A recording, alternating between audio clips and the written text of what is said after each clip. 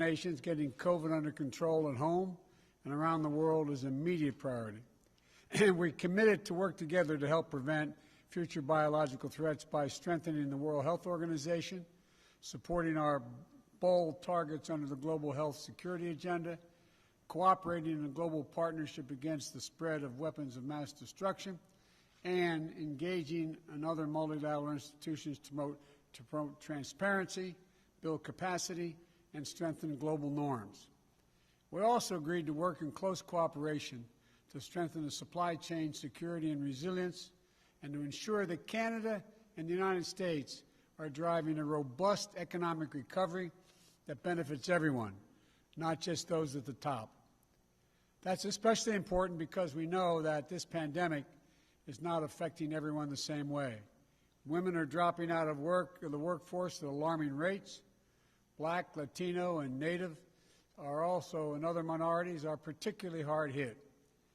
We also agreed to work together on an inclusive recovery using the tools available through the small and medium enterprise chapter of our trade agreement to support women and minority-owned businesses. We also doubled down on our efforts to tackle climate change. It was really, really encouraging. Now that the United States is back in the Paris Agreement, we intend to demonstrate our leadership in order to spur other countries to raise their own ambitions. Canada and the United States are going to work in lockstep to display the seriousness of our commitment at both home and abroad. To that end, we're launching a high-level climate ambition ministerial, and to align our policies and our goals, and to achieve net zero emissions by 2050. Prime Minister Trudeau and I share an unwavering faith in the capacity of our peoples to meet the challenges of this new age if we lead with our core strengths, our democratic values, our diverse and dynamic peoples. We both recognize our responsibility as leading democracies to defend our shared values around the world and to strengthen our own democracies at home. That means rooting out systemic racism and unconscious bias from our institutions and our laws, as well as our hearts. Today, we agreed to reestablish the Cross-Border Crime Forum and work together to modernize our approach to community safety and to do all the most we can, do more to take on racism and discrimination in both our systems. Canada and the United States are not only vital partners, we're NATO allies committed to shared defense. The Prime Minister and I discussed our work with our European allies to bolster transatlantic security, which includes meeting our Wales commitments. We also agreed to modernize the North American Aerospace Defense Command, NORAD, which is still the only binational military command of its kind. And we will launch an expanded U.S.-Canadian Arctic dialogue to cover issues related to continental security, economic and social development, and Arctic governance. And finally, coming on the heels of the G7 meeting last Friday, it was an opportunity for Prime Minister Trudeau and I to explore our bilateral partnership to reinforce and help drive issues of concern in our hemisphere and globally. That includes coordinating our approaches to better compete with China and to counter threats to our interests and values. Let me reiterate our support for the release of the detained in China, 2 Canadians, Michael Spavor and Michael Covering. Human beings are not bartering chips. You know, we're going to work together until we get their safe return. Canada and the United States will stand together against abuse of universal rights and democratic freedoms. We're going to strengthen our shared commitment to providing safe haven for refugees and asylum seekers, and so much more. The United States has no closer and no more important friend than Canada. Our nations share a close geography and history that will forever bind us together, but our values are even more consequential. But it's the shared spirit of our people that's going to ensure ours is a future of hope and opportunity. Canadians and Americans are innovative, creative, entrepreneurial, competitive, open-hearted, and rights-respecting. There's nothing we cannot achieve when we commit ourselves to it. And when we work together, as the closest of friends should, we'll only make each other stronger. So thank you again, Mr. Prime Minister, for your friendship and for your leadership. I look forward to when we're able to meet in person and all that Canada and the United States are going to accomplish together. So God bless you, and thanks for today. Thank you so much, Joe. Thank you, tout le monde. Merci, tout le monde. Let me begin by saying that all of us are thinking of our friends in Texas right now.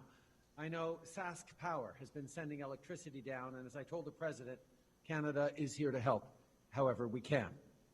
Mr. President, it's been great to sit down with you this afternoon. This is, of course, not the first time we've worked together. Back in 2016, I had the pleasure of hosting you here in Ottawa as Vice President. Over dinner, I remember talking about how the extraordinary friendship between Canada and the United States has not just weathered changing seasons, it has grown ever deeper and stronger. Well, today, amitié qui unissait le Canada et les États-Unis, une amitié qui a perduré au-delà des époques et qui s'est renforcée, voire consolidée au fil des ans. Eh bien, aujourd'hui, nous faisons un autre pas vers l'avant. Le président et moi avons parlé de cette nouvelle feuille de route de partenariat ambitieuse basée sur nos valeurs partagées, nos priorités, qui va orienter notre travail ensemble au cours des années à venir. Face à la COVID-19, face au changement climatique, face aux inégalités croissantes, le moment est choisi pour agir et nous n'allons pas perdre de temps. Nous allons commencer et nous retrousser les manches dès maintenant. Notre première tâche est de maintenir la sécurité au sein de notre population et de mettre fin à cette pandémie. Au cours de l'après-midi, le président et moi avons discuté des manières par lesquelles nous pouvons maîtriser la COVID-19 en s'assurant que nous puissions appuyer la science et la recherche et en combinant nos efforts par l'entremise des institutions internationales. Nous sommes unis dans cette lutte. On a aussi notre plus grande priorité est d'assurer la sécurité des gens. Il faut aussi qu'on pense à notre avenir. Comme vous l'avez dit, Monsieur le Président, on doit rebâtir en mieux. La dernière année a révélé toutes sortes d'inégalités dans nos sociétés et plus que jamais, il est temps d'agir. Le moment est venu de rebâtir des économies plus fortes dont tout le monde pourra profiter. I know the President and I are on the same page when it comes to standing up for the middle class and people working hard to join it. And with millions of families relying on the Canada-US partnership, this is work we must do together. Just take the energy industry. Canadian energy workers power homes on both sides of the border.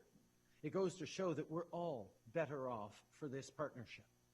Today, the President and I discussed leveraging supply chains and support for businesses to create good, well-paying jobs and help people who've been hardest hit get back on their feet. Ici au Canada, l'innovation et l'énergie propre occuperont une place cruciale dans notre plan pour rebâtir notre économie. Le Président et moi avons discuté de l'importance d'une croissance propre afin de créer de nouvelles opportunités pour les Canadiens et les Américains et aussi pour protéger l'environnement et lutter contre les changements climatiques. Il faut continuer de poser des gestes significatifs pour respecter l'accord de Paris et atteindre nos objectifs en termes de carboneutralité. Finalement, on a aussi parlé des différents moyens de bâtir un monde plus fort et plus pacifique. Pour protéger nos citoyens et nos communautés, on doit travailler ensemble. Il faut notamment renforcer la défense continentale et combattre l'extrémisme violent. Et partout dans le monde, on doit défendre les valeurs et les intérêts qu'on a en commun, par exemple en renouant les alliances et en soutenant les institutions multilatérales. À ce propos, je tiens à remercier le président Biden pour son soutien dans le dossier de la libération de Michael Kovrig et de Michael Spavor en détention arbitraire en Chine. We're facing tough times, there's no doubt, but we're not facing them alone. Canada and the United States are each other's closest allies, most important trading partners, and oldest friends. And we stand united to beat this pandemic and build a better tomorrow. And I know our bond will grow even stronger. Thank you, Mr. President. Thank you, Joe, for your leadership, for your engagement, and thank you in advance for all the great work we're going to be doing together. Thank you, Justin. Au revoir. Bonsoir.